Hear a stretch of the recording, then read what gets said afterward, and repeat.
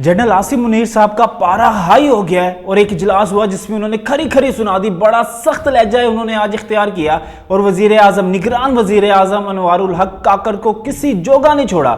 एक बड़ा अहम इजलास हुआ, बड़ी डेवलपमेंट है जो आपके साथ शेयर करेंगे। और आर्मी चीफ साहब ने किसी को माफी ना देने का फैसला पहले ही किया था, अब उस फैसले पर मजीद अटल हो गए। एक इजलास हुआ जिसमें आर्मी चीफ साहब और निगरान वजीर आजम अनवारुल हक काकर और मुस्लिम महकमों के सेक्रेटरी थे। इस इजलास में सबके सर झुके हुए थे, सब नीचे की तरफ देख रहे थे, यानी किसी की जरूरत नहीं थी कि वो आर्मी चीफ साहब के सामने कोई उफ भी कर जाए। और आर्मी चीफ साहब ने कुछ सवालात पूछे, उनसे कुछ चीजें पूछी, जिसके बाद किसी के पास कोई जवाब नहीं था, यानी सबके सब जीरो जवाब। और कह ले कि किसी के पास कोई इस तरह की ऑथेंटिक चीज नहीं थी। आर्मी चीफ साहब ने एक इजलास किया और इस इजलास में उन्होंने निगरान वजीर आजम अनवारुल हक काकर को बाकायदगी से सीट से उठकर खड़े होकर कहा आर्मी चीफ साहब ने कि अगर आपको एक चीज का इख्तियार दिया है निगरान हुकूमत को कि आप चीजों को बेहतर करें, आपको ये याद आता है कि आपने बीवी की ख्वाहिश पर ईफल टावर के रूफ टॉप पे जाके आपने खाना खाना है, या बच्चे के साथ आपने लंदन की सड़कों पे घूमना है, लेकिन आपको मुल्क की मईशत का कुछ नहीं पता। आपको उन्होंने पूछा कि आपको कुछ टास्क दिए थे ये निजकारी के हवाले से, मईशत के हवाले से, क्या बेहतरी आई है? भरे जैसे इजलास में ना एक कह लेंगे मातम, किसी के पास कोई जवाब नहीं, सबके सर झुके हुए। उन्होंने कहा कि डॉलर माफिया स्मगलिंग और गंदम की स्मगलिंग के हवाले से मजीद अपडेट क्या है? सबके जीरो जवाब, कोई नहीं बोला आर्मी चीफ साहब के आगे। तो आर्मी चीफ साहब ने सख्त लहजा इख्तियार किया। उन्होंने कहा कि मेरे लिए, मैं बाद में हूं लेकिन मेरा मुल्क पहले है और मेरे मुल्क के लिए जो बेहतर होगा मैं उसको करूंगा, और उसके आगे अगर कोई भी आएगा ना तो फिर हम उसको मिटा देंगे, उसको इस सफाई हस्ती से मिटा देंगे। आर्मी चीफ साहब ने बहुत सी चीजों पे कह ले के रोक लगाई है। डॉलर 333 रुपए था, आज 277 या 278 के करीब आ चुका है। गालबन आज का रेट यही चल रहा है। गंदम जो माफिया था, जो स्मगलिंग होती थी, उसको रोका। कितने मैट्रिक टन इन्होंने गंदम को स्मगल करने से रोका। और दूसरी बात ये कि एफबीआर, जो कह ले कि बॉर्डर्स के ऊपर एफबीआर को बिठाया गया है ताकि कितने ट्रक, अलबत्ता कहा यह जाता है एस्टेब्लिशमेंट की तरफ से, फौज की तरफ से ये बयान था, और ये जो निगरान जो वजीर दाखिला थे बुगटी साहब, उन्होंने कहा था कि यहाँ पे ऊंटों के जरिए स्मगलिंग नहीं होती बल्कि ट्रकों के जरिए होती है, और हजारों ट्रकों के जरिए स्मगल होते हैं।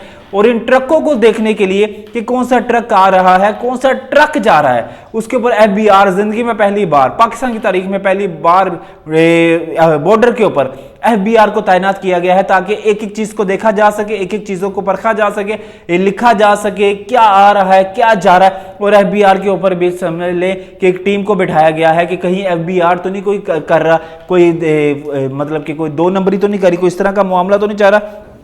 तो आर्मी चीफ साहब ने बड़ा सख्त लहजा रखा। आर्मी चीफ साहब ने खरी खरी सुना दी।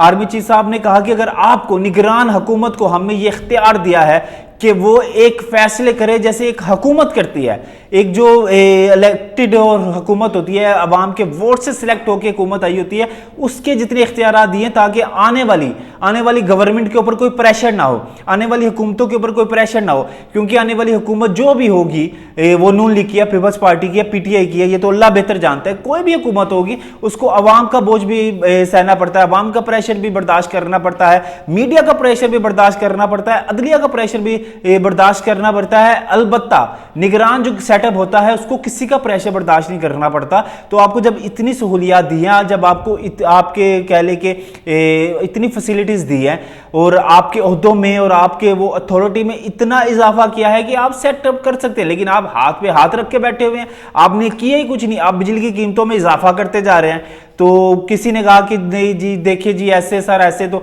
उन्होंने शट अप कॉल दे दी। उन्होंने कहा किस तरह से आप कह सकते हैं कि मुल्क इस दहाने पर आ चुका है कि गरीब के पास खाने के लिए कुछ नहीं, और आप लोग कही जा रहे हैं कि हम ऐसे करेंगे, हम वैसे करेंगे। इससे पहले जो आर्मी चीफ साहब ने बेहतरीन स्टेप उठाए हैं, बेहतरीन कदम उठाए हैं आर्मी चीफ साहब ने, जो शायद इसका जो सारा क्रेडिट जाता है वो एक सिर्फ और सिर्फ एक शख्सियत आर्मी चीफ साहब के ऊपर जाता है कि उन्होंने डॉलर्स को रिवर्स गेयर लगाया और बड़े स्मगलर को घेरा, तंग किया स्मगलर्स के खिलाफ। और ये जितने भी बड़े बड़े स्मगलर्स हैं ना, जो चैलेंज करते थे कि हम $2.50 को 350 रुपया लेके जाएंगे, देख लेंगे हम कोई क्या करता है, तो जनाब जी डॉलर अभी 350 तक तो दूर की बात है, کرتے کرتے 333 سے آج کا ریٹ 277 سے 278 روپے ہے.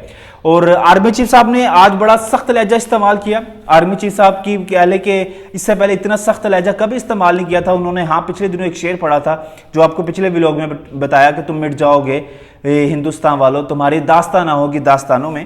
تو اب رنگ دینے والے جو مرضی اس کو رنگ دے کہ یہ پی ٹی آئی کے لیے تھا، یہ نون لیگ کے لیے تھا، یہ ہندوستان کے لیے تھا، یہ پیپلز پارٹی کے لیے تھا، یہ جس کے لیے بھی تھا. لیکن آرمی چیف صاحب نے ایک شعر پڑھا اور یہ جو غلط عناصر ہے نا یہ سب اپنی طرف لیتے جائیں جناب جی. کسی کو ضرورت نہیں ہے کہ کسی کی طرف کرے. جو غلط ہوگا اس کو آٹومیٹیکلی لگے گا کہ یہ آرمی چیف صاحب نے شاید یہ شعر میرے لیے ہی پڑھا ہے. لیکن بات یہ ہے کہ اس سے پہلے ہم نے آرمی چیف صاحب کو اتنے غصے میں کبھی نہیں دیکھا جو اس اجلاس میں دیکھا ہے. اس اجلاس میں انہوں نے سارے محکموں کو، سیکٹری تھے ان کو بلایا ہوا تھا اور انہوں نے کہا کہ آپ کو کوئی ابھی نہ سہولیات یا دینے کا کوئی فائدہ نہیں. اگر آپ اسی طرح سے کرتے رہے تو پھر ہم ہی سارا کچھ کر لیں گے، ٹھیک ہے، ہم دفاع بھی کر لیں گے. تو جس طرح سے مافیاز کو گرفتار کیا اور گھیرا تنگ ہے اور ایک تہہ خانے سے تقریباً 7 ارب یا 9 ارب کے قریب صرف 13 تجوریوں میں سے ایک وہ لوکر تھا جس میں سے صرف ایک لوکر کھلا تھا اور اس میں 7 یا 9 ارب غالباً برآمد ہوئے. تو اس طرح کے کئی سینکڑوں ہزاروں لوکرز ہیں جو لوگوں نے چھپائے بیٹھے ہیں. لیکن اب لوگ بھی ڈرتے جا رہے ہیں، جو مافیاز ہیں وہ ڈرتے جا رہے ہیں. وہ ڈالر مارکیٹوں میں ایسے پھینک رہے ہیں کہ جنہوں نے سٹاک کیا ہوا تھا کہ ڈالر کو ہم 400 لے کے جائیں گے، ہم بیٹھے بیٹھے امیر ہو جائیں گے. البتہ وہ نظام نہیں ہے کیونکہ اب ٹرینڈ چینج ہو چکا ہے. 9 مئی کے سے پہلے فوج کچھ اور تھی، 9 مئی کے بعد فوج کچھ اور ہے. فوج نے بڑے سخت سٹیپ لیے ہیں. فوج نے بڑے کہہ لیں کہ بہت ذمہ داریوں کو مزید اپنے کندھوں پہ اٹھایا ہے. اس سے پہلے بھی بہت سی ذمہ داریاں ہیں، زلزلہ آ جائے، سیلاب آ جائے اور کوئی قدرتی آفت آ جائے، بارڈر کا کوئی معاملات ہے، پڑوسی ممالک ہیں جو ہمارے اوپر چڑھ دوڑتا ہے، یا اور بھی کوئی معاملہ ہو، فوج ہی ہمیشہ کام آئی ہے اس پاکستان کی اور آتی رہے گی. اور لیکن اب فوج نے تو بہت سے معاملات کو مزید اپنے کندھوں پہ لے لیا ہے اور اللہ تعالیٰ سے دعا کرتے ہیں کہ اللہ تعالیٰ پاکستان فوج کو کامیاب کرے اور پاکستان کو مشکلوں سے نکال کے ایک ایسے اسٹیبل ملک کی طرف لے کے جائے کہ جہاں پہ لوگ جس ملک میں انویسٹ کرتے ہوئے بلیو کریں، جس ملک میں لوگ آتے ہوئے یقین کریں اور پاکستان کا پاسپورٹ، پاکستان کی جو معاملات ہیں وہ ملک میں ڈنکا بجے پاکستان کا. اور کوئی بھی یہ نہ کہے کہ آپ اس طرح کی آپ کی معیشت تباہ ہے. آپ کا یہ جو پروپیگنڈا کرتے ہیں عمران صافی جو باہر بیٹھ کے، وہ ایک لندن کا باجا عادل راجہ جو بیٹھ کے صرف گپ شپ بونگیے مارتا رہتا ہے کہ مجھے خاموش مجاہدوں نے یہ کہہ دیا، مجھے خاموش مجاہدوں نے وہ کہہ دیا. بھائی تو ادھر آ کے کر رہا، سمندر پار تو جا کے کر رہا ہے، ادھر تجھ سے کچھ ہوتا نہیں ہے. البتہ یہ لوگ ایسے ہیں جو باہر بیٹھ کے صرف پروپیگنڈا کرتے ہیں اور اپنا یوٹیوب چینل اور فیس بک پیجز ہی چلاتے ہیں صرف ایک پروپیگنڈا اور جھوٹ کے بلبوتے پر. البتہ ان لوگوں کی اتنی ہمت نہیں ہے. اور بڑے صابر شاکر، موہت پیرزادہ اور کتنے ایسے صحافی ہیں، شاہین صحابائی صاحب، یہ بس باہر بیٹھ کے ایک پروپیگنڈا کریں گے اسٹیبلشمنٹ کے خلاف، پاکستانی معیشت کے خلاف. اور انہوں نے روز عمران کو جیل کے پچھلے دروازے سے نکالا ہوتا ہے اور صبح کے عمران نے پچھلے دروازے سے اس کو نکالا گیا. ایک بڑے ملاقات طاقتور لوگ پیروں میں آ گئے، ایویں بونگیاں ماری جاتے ہیں، رنگ بازیاں دکھائی جاتے ہیں. اور بھائی عمران کے پیروں میں کہاں سے آ گئی؟ عمران سب کے پیروں میں ہے، عمران خان ہی سب کے پیروں میں ہے. اور عمران خان ترلے کر رہا ہے، اس کی بیوی ترلے کر رہی ہے، اس کے لوگ ترلے کر رہے ہیں. اور صداقت علی عباسی صاحب جو گھر پہنچے ہیں، اللہ تعالیٰ سے ڈرنا چاہیے. کس طرح سے روتے ہوئے پہنچے؟ تو پہلے آپ اتنے نہ کرو، اتنی بڑی بڑی باتیں نہ کرو. اور عثمان ڈار صاحب نے جو انکشافات کیے ہیں، تہلکہ خیز انکشافات ہیں کہ 9 مئی کے تو عمران خان صاحب کا سارا چیئرمین شامل ہے P T I Imran Khan, کہ کس طرح سے اس چیز کو پلان کیا گیا اور کہا گیا کہ اگر عمران کو گرفتار کرنا ہے تو کس سے فوجی تنصیبات پر حملہ کرنا ہے، کہاں کہاں پہنچنا ہے.